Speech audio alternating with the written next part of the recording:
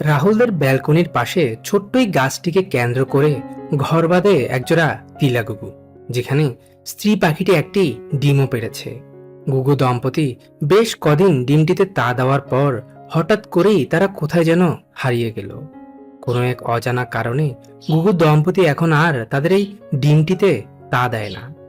যা দেখে রাহুল গুগু পাখির ছোট্ট এই ডিমটিকে হাতে তুলে নেয়। এরপর বেশ কিছুক্ষণ চিন্তা ভাবনা করে ডিমটিকে নিয়ে সে তার বন্ধুর মোটরসাইকেলে করে দীর্ঘ প্রায় 1.5 ঘন্টার পথ পাড়ি দিয়ে শহর থেকে পৌঁছে যায় তার গ্রামের বাড়ি, যেখানে বসবাস করে তার ছোট চাচা জনাব আমিনুল ইসলাম।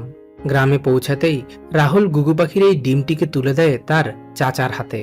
এরপর রাহুল তার চাচাকে সব খুলে বলার পর তিনি গুগু পাখির ডিমটিকে নিয়ে চলে আসেন তার পোষা কবুতরগুলোর কাছে। ডিমে তা দিতে বসা এই কবুতরটিকে সরিয়ে তিনি গুগু পাখির এই ডিমটিকে রেখে দেয় তার বাসায়। কারণ এই কবুতর দম্পতি প্রথমবারের মতো ডিম পাড়ায় তারা কেবলমাত্র একটি ডিম দিয়েছে। ডিমটির দায়িত্ব কবুতর দম্পতিকে বুঝিয়ে দেওয়ার পর তিনি প্রায় প্রতিদিনই তাদের ঘরে এসে ডিমগুলো পর্যবেক্ষণ করতেন। দিন কয়েক যেতেই তাদের একটি ডিম ফুটফুটে একটি ছানার জন্ম হয়। কিন্তু ছানাটি যে গুগু পাখির নয় তা দেখেই খুব ভালোভাবে বুঝতে পেরেছেন জনাব আমিনুল ইসলাম।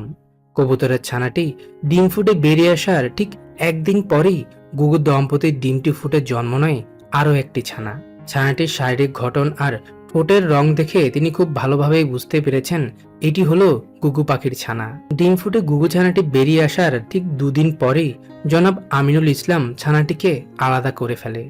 কারণ বন্যই তিলাগুগুর ছানাটি যে তাদের সন্তান নয় তা যদি একবার কবুতর দম্পতি বুঝতে পারে তাহলে ছানাটিকে তারা আর দেখভাল করবে না। আর তারাও প্রথমবারের মতো বাবা মা হওয়ায় দুইটি ছানাকে দেখভাল করাটা বেশ মুশকিল হয়ে পড়বে। কবুতর দম্পতির কাছ থেকে ছানাটিকে এনে জনাব আমিনুল ইসলাম নিজেই শুরু করেন ছানাটির দেখভাল করা। তার আদর যত্ন আর ভালোবাসা পেয়ে ধীরে ধীরে তিলাকুকুর ছানাটি বড় হয়ে উঠছে। ছানাটির বয়স যখন প্রায় 20 থেকে 25 দিন তখন তার শরীরে পুরো দমে পালক গজায়।